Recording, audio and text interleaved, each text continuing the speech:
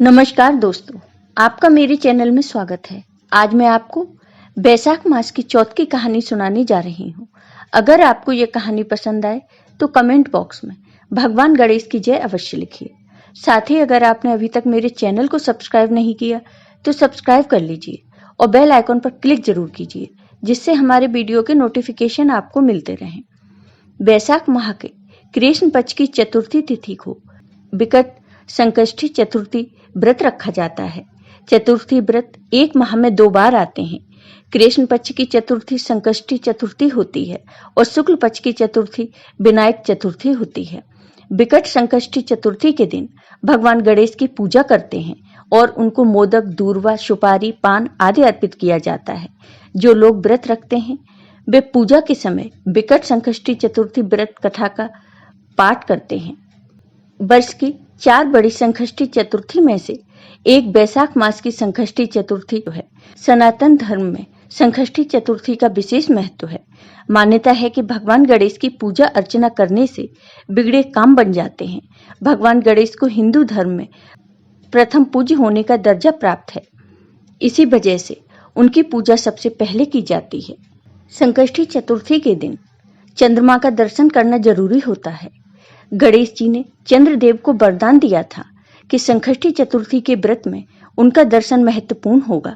कृष्ण पक्ष का चंद्रमा देर से उगता है, इसलिए संकष्टी चतुर्थी व्रत वाले दिन काफी समय तक चंद्रोदय की प्रतीक्षा करनी पड़ती है। अब सुनिए बैसाख चौथ की ये कथा।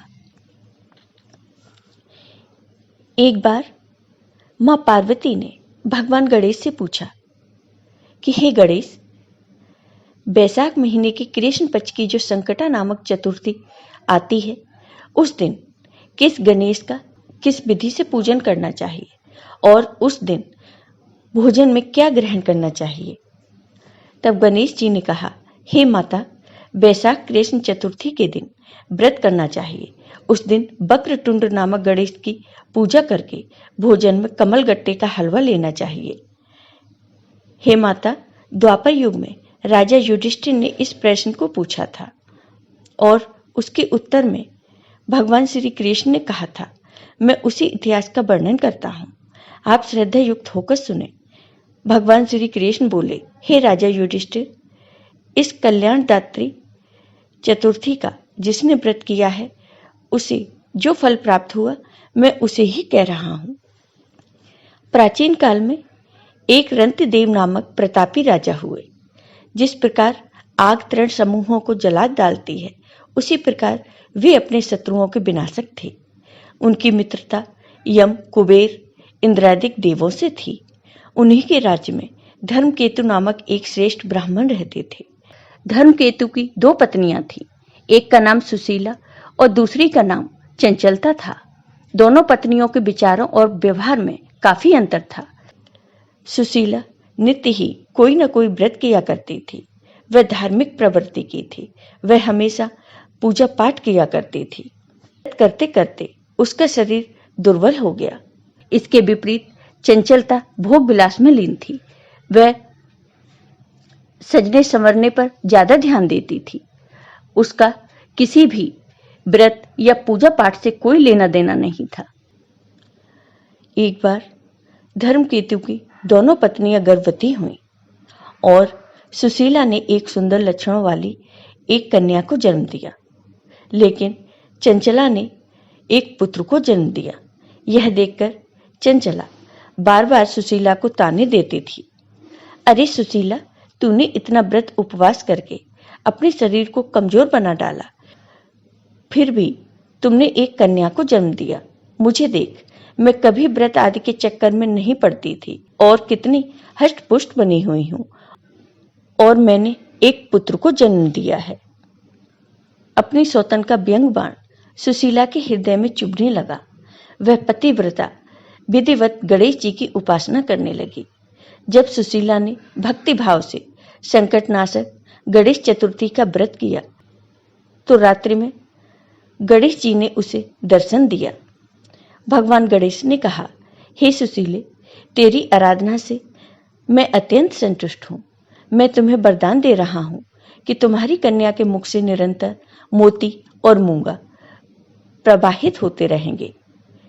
तो हे कल्याणी, इससे तुझे सदा प्रसन्नता रहेगी। हे सुशीले, तुझे वेदशास्त्र वेदता एक पुत्र भी उत्पन्न होगा। इस प्रकार का वरदान देकर गणेश जी वहां से अंतर्ध्यान हो गए। वरदान प्राप्ति के फलस्वरूप उस कन्या के मुंह से सदैव मोती और मूंगा झड़ने लगे।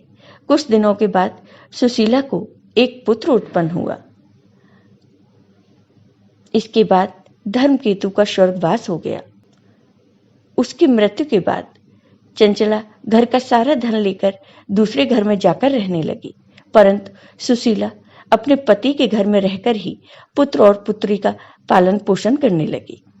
उस कन्या के मुंह से मोती मूंगा गिरने के फलस्वरूप सुशीला के पास थोड़े समय में ही बहुत सा धन एकत्रित हो गया।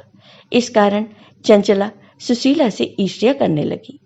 एक दिन हत्या करने के उद्देश्य से चंचला ने सुशीला की कन्या को कुएं में ढकेल दिया। उस कुएं में गणेश जी ने सुशीला की बेटी की रक्षा की और वह बालिका सकुशल अपनी माता के पास लौट आई। उस लड़की को जीवित देखकर चंचला का मन उद्गिन हो गया। वह सोचने लगी कि जिसकी रक्षा ईश्वर करता है उसे कौन मार सकता है। इधर सुशीला अपनी पुत्री को पुनः प्राप्त कर बहुत प्रसन्न थी। पुत्री को छाती से लगाकर उसने कहा, श्री गणेश जी ने तुझे पुनः जीवन दिया है। अनाथों के नाथ गणेश जी ही हैं।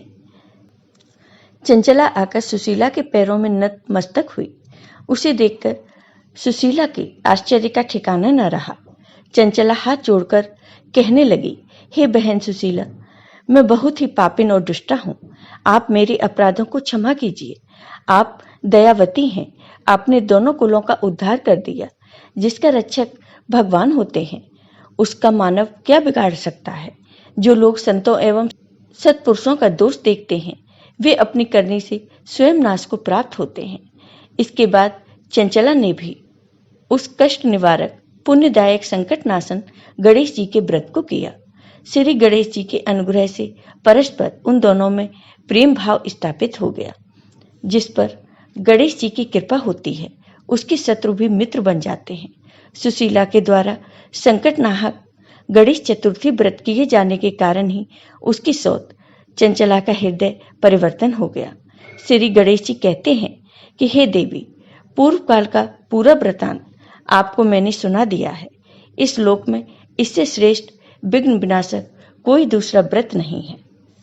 श्री कृष्ण जी कहते हैं, हे धर्मराज, आप भी विधि पूर्वक गणेश जी का व्रत कीजिए।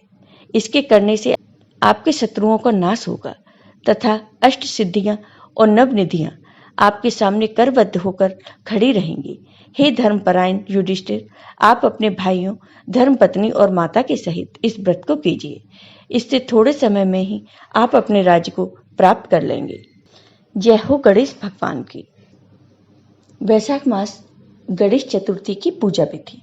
वैशाख महीने के कृष्ण पक्ष की चतुर्थी को गणपति के वक्रतुंड स्वरूप की पूजा की जाती है। प्रातःकाल उठकर स्नान कर पूजा स्थान पर भगवान गणेश की स्थापना करनी चाहिए। गणेश जी के साथ माता पार्वती और भगवान शिव की भी स्थापना करें। स्थापना के बाद दिन भर व्रत रखने का संकल्प लें।